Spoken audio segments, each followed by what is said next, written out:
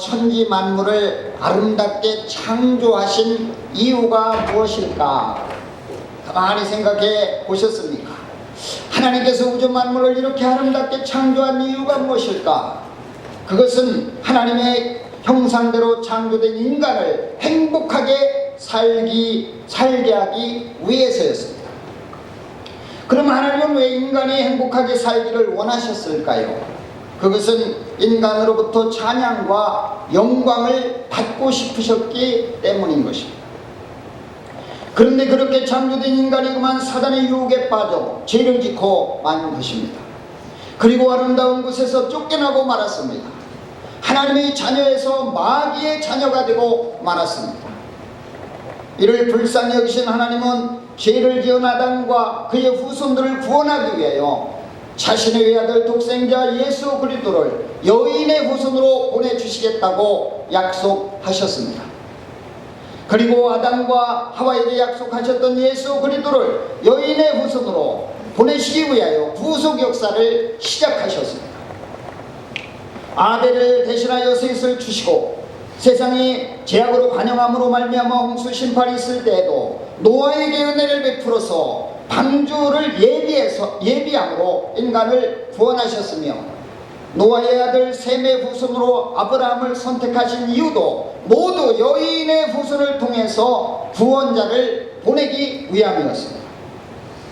뿐만 아니라 아브라함의 후손을 이스라엘 민족 공동체로 세우시고 그들을 거주하게 하신 땅은 바로 여인의 후손을 보내기 위한 약속의 땅이었던 것입니다. 이처럼 구약의 이스라엘 역사는 바로 여인의 후손으로 오실 메시아를 보내기 위한 구속의 역사였습니다. 하나님은 메시아가 오시는 순간까지 이스라엘을 붙들고 수천 년 역사를 이끌어 오셨습니다.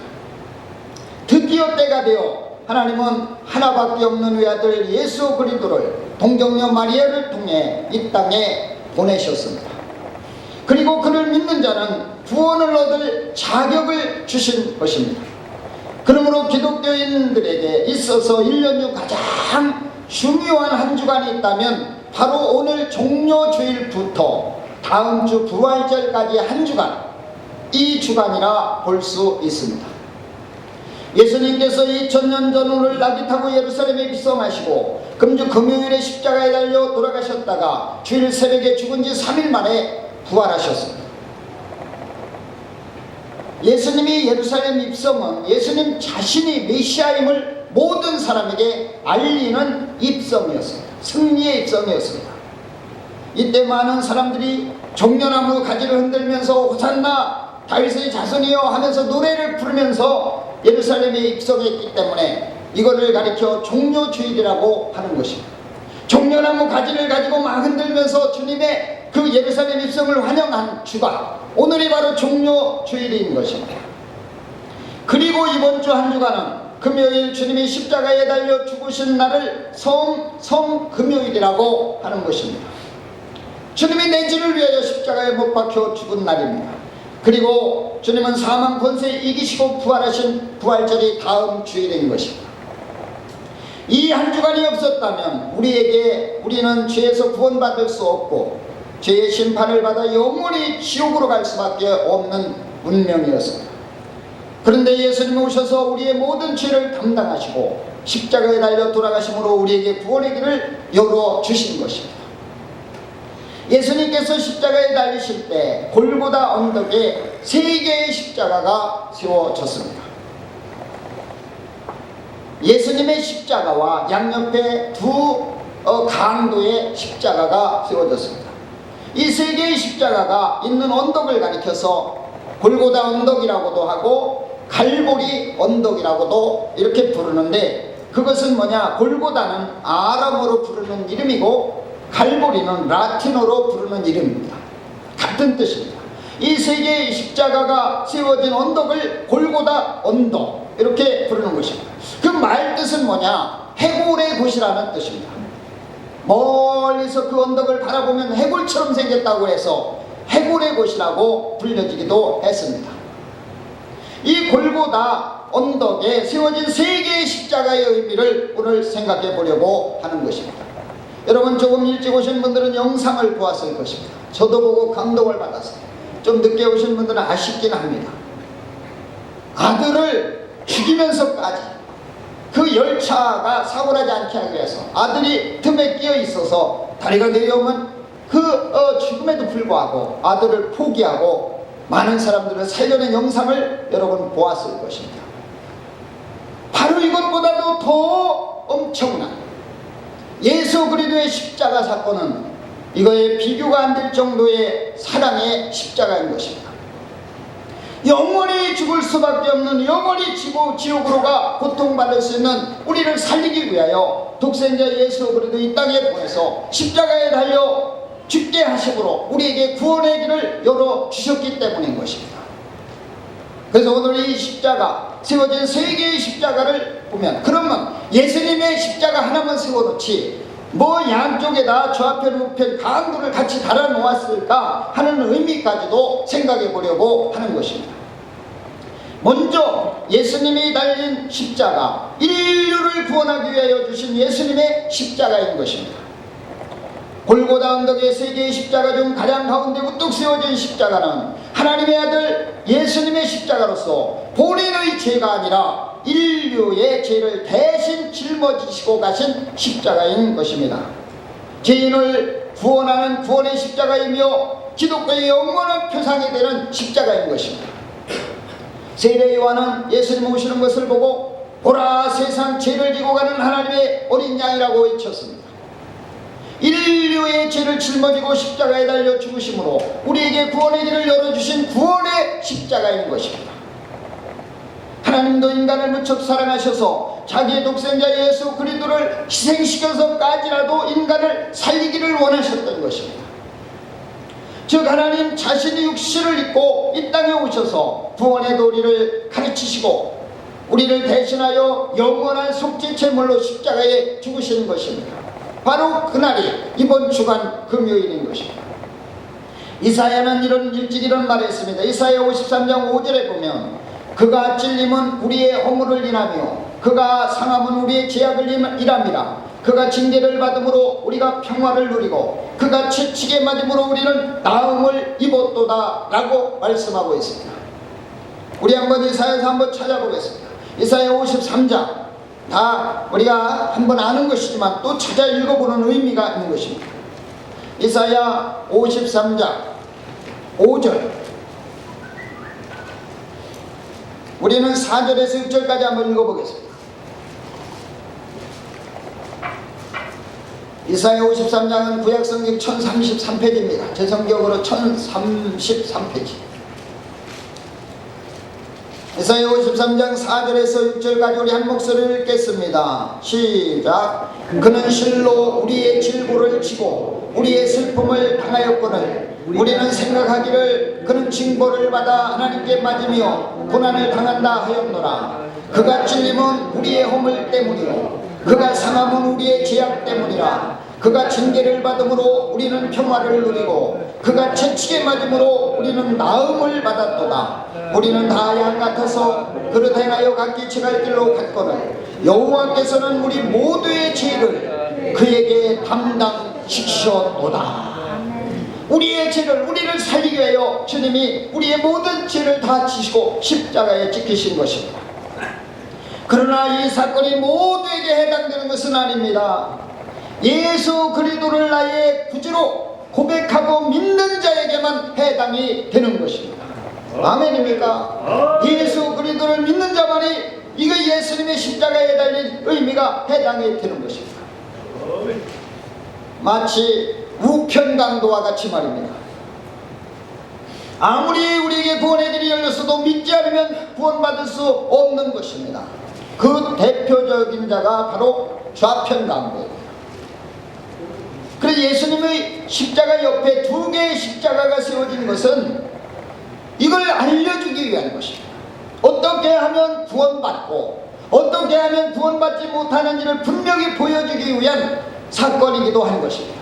예수님 혼자 십자가에 달려서도 분명히 인류를 구원할 수 있는 그러한 사명을 감당하지만 좌우편에 세워놓은 두 명의 가운데 십자가는 어떻게 하면 구원받고 어떻게 하면 구원받지 못하는지 이거를 보여주기 위해서 예수님 양편에 두 개의 십자가를 더 세워놓은 것입니다. 여러분, 이 두 명의 십자가에 달린 사람들은 모두 강도들입니다. 강도질 하다가 붙들린 범법자로 국법에 의해 십자가에 달린 자들입니다. 그 중에 좌편 강도는 예수님을 비방하면서 네가 그리스도면 너와 우리를 구원하라 그러면서 빈정대고 있습니다. 마치 자기가 지금 죽으면서도 오히려 예수님을 조롱하고 있는 것입니다. 끝까지 죄를 회개하지 않다가 자기 일로 멸망한 대표적인 사람, 이걸 보여주기 위한 것입니다. 세상에서 가장 불쌍한 사람은 뭐냐? 죄의 벌을 받으면서도 목이 굳고 완악하여 회개할 줄 모르는 사람입니다. 마치 좌편 강도와 같은 사람입니다. 눈앞에 지옥이 있는데도 회개하지 않는 자입니다. 바로 이 좌편 강도가 그런 자입니다. 아직도 세상에는 이런 좌편 강도와 같이 회개할 줄 모르는 자들이 많이 살고 있습니다. 우리는 이런 자들을 불쌍히 여기면서 천국을 소개해야 하는 것입니다. 예수 그리스도를 믿어야 천국 간다고 알려야 하는 것입니다. 이들은 몰라서 그렇기 때문입니다. 아직도 지옥이 어떤 것인지 몰라서 그러는 것입니다. 누가복음에 나오는 부자가 불꽃 가운데서 고통당하는 것을 몰라서 그러는 것입니다. 우리는 이런 자들에게 지옥을 알려야 하는 것입니다. 그러나 또 다른 한 강도는 죄질이 똑같은 강도였으나 예수님을 비방하는 그 강도를 꾸짖으면서 네가 동일한 정죄를 받고서도 하나님을 두려워하지 않느냐 그러면서 우리는 우리의 행한 일에 상당한 보응을 받는 것이니 이에 당연하거니와 이 사람의 행한 것은 옳지 않은 것이 없느니라 라고 말을 합니다. 이 우편 강도는 죄를 회개할 뿐 아니라 예수 믿고 은혜로 구원받은 사람입니다. 자, 우리 한번 오늘 본문 읽어보겠습니다. 자, 우리 한번 40절 본문 누가복음 23장 40절에서 41절까지 읽어보겠습니다. 40절 41절 같이 읽겠습니다. 시작. 하나는 그 사람을 꾸짖어 이르되 네가 동일한 정죄를 받고서도 하나님을 두려워하지 아니하느냐? 우리는 우리가 행한 일에 상당한 보응을 받는 것이니 이에 당연하거니와 이 사람이 행한 것은 옳지 않은 것이 없느니라. 이 우편 강도가 한 말입니다. 이 말은 뭐냐? 자기가 비록 평생 강도짓을 했지만 마지막 순간에 바로 이분이 메시아입니다. 그리고 나의 잘못을 고백하는 회개의 기도를 드리고 있다는 사실인 것입니다. 그러자 예수님이 그를 향해 뭐라고 하면 그러면서 42절에서 이렇게 말합니다. 다시 한번 42절 읽어보겠습니다. 시작. 이르되 예수여 당신의 나라에 임하실 때 나를 기억하옵소서 하니 이런 말은 예수님을 고백하는 것입니다. 이 우편 강도는 인생의 마지막 강도를 하다 죽지만 그래도 당신의 나라가 임할 때 나를 좀 기억해 주옵소서. 지금이라도 회개합니다. 지금이라도 나 주님을 믿습니다. 이런 고백인 것입니다. 그랬더니 그 고백을 들으신 예수님이 뭐라고 하십니까? 43절은 정말 예수님이 하는 것처럼 한번 읽어보겠습니다. 42절입니다. 시작. 예수께서 이르시되 내가 진실로 진실로 네게 이르노니 오늘 네가 나와 함께 낙원에 있으리라 하시니라. 아멘. 낙원에 있으리라. 평생 한 일이라고 강도지이고 마지막 강도 십자가에 달려 죽으면서 그가 한마디 당신의 나라가 임할 때 나를 기억하옵소서 그 말 한마디를 들은 예수님 감동을 받고 오늘 네가 함께 나와 함께 낙원에 있으리라 하는 축복을 해주었습니다. 그 우편 강도는 낙원으로 간 것입니다. 여러분, 예수님 혼자 달려도 우리 인류의 죄를 다 짊어진 십자가이지만 왜 두 강도를 옆에 세워놓고 같이 달렸을까요? 그거는 바로 우편 강도와 같이 마지막 순간이라 하더라도 회개하고 주님을 믿는다는 고백만 하면 구원을 시켜주시겠다는 약속인 것입니다. 바로 그 약속인 것입니다. 좌편 강도처럼 계속 끝까지 비웃고 회개하지 않고 하면은 그거야 할 수 없지만 그런 중에라도 어떻게 어떻게든지 구원하기를 원하시는 주님의 그 마음이 숨어 있는 것입니다. 강도는 평생 죄만 있고 악한 일만 하던 사람이었는데 죽기 전에 회개하고 예수님 앞에 예수를 믿음으로 구원받았습니다. 전적인 은혜로 값없이 구원받은 것입니다. 에베소서 2장 8절에서 9절에 보면, 말씀에 보면은 너희가 그 은혜로 인하여 믿음으로 말미암아 구원 얻었나니 이것이 너희에게서 난 것이 아니요 하나님의 선물이라 하신 것이 이루어진 것입니다. 제사함 받고 구원받은 것은 오직 믿음으로 은혜로 거저받은 것입니다. 그런데 이 복음을 모르는 자들이 너무 많이 있습니다. 아까도 영상을 볼 때에 아들을 죽이면서까지 철로를 놓아주어서 기차가 갔죠. 제가 가장 인상 깊이 본 것은, 그런데 열차 안에서 왜 저러는지 모르고 담배를 피고 술을 먹으면서 먼 산을 바라보며 가는 그 모습을 볼 때 참 안타까웠어요. 그 사람은 어떻게든지 열차를 사고 나지 않게 하고 아들까지 포기했는데 그걸 모르고 하는. 그런데 하나님은 우리 인간을, 인류를, 우리를 살리기 위하여 아들을 십자가에 못 박혀 죽기까지 우리를 사랑하셨는데 그걸 모르고 아직도 흥청망청 살아가는 수많은 사람들이 세상에 있다고 하는 사실입니다. 여러분, 이들을 어떻게 해야 되겠습니까? 바로 우리가 이 사실을 아는 우리들이 이 사실을 알려야 하는 것입니다. 복음을 전해야 하는 것입니다. 건져내야 하는 것입니다. 구원은 하나님의 아들 예수께서 십자가에 달려 올리신 보혈의 공로로만 받을 수 있습니다. 그 공로, 예수 그리스도의 공로를 믿어야 구원받을 수 있습니다. 로마서 6장 23절에 보면 죄의 삭은 사망이요 하나님의 은사는 예수 우리 주 안에 있는 영생이라 라고 말씀하고 있습니다. 로마 10장 10절에도 보면 사람이 마음으로 믿어 의에 이르고 입으로 시인하여 구원에 이르느니라 그랬습니다. 이 땅에 나쁜 짓을 했어도 회개하고 예수를 믿으면 구원을 받는 것입니다. 우편강도와 같이 회개하고 주님을 모실 때만 가능한 것입니다. 주님을 나의 구주로 고백한 자는 구원을 받습니다. 오늘 이 자리에 참여한 우리들은 주님을 나의 구주로 고백한 자들입니다. 혹시 아직도 주님이 나의 구주임을 고백하지 못한 자가 있다면 오늘이라도 고백을 해야 됩니다. 우편강도와 같이 고백을 해야 됩니다. 그러면 구원입니다. 그러나 세상은 아직도 좌편강도와 같이 예수님을 비난하며 조롱하면서 믿지 않는 자들이 많이 있습니다. 이들은 예수님의 십자가의 의미를 몰라서 그러는 것입니다. 우리는 그들에게 예수 그리스도의 십자가 사건을 설명하고 가르쳐 주어야 하는 것입니다. 예수 그리스도를 믿어야 구원된다는 사실을 알려야 하는 것입니다. 이것이 바로 전도인 것입니다. 우리의 사명인 것입니다. 그래서 우리 교회는 매월 첫째 주일에는 주일 오후 예배도 안 드리고 전 성도가 나가서 전도를 합니다. 지난달에도 전도를 우리가 했습니다. 열심히 했습니다. 이제 다음 주면 다시 4월 첫째 주가 됩니다.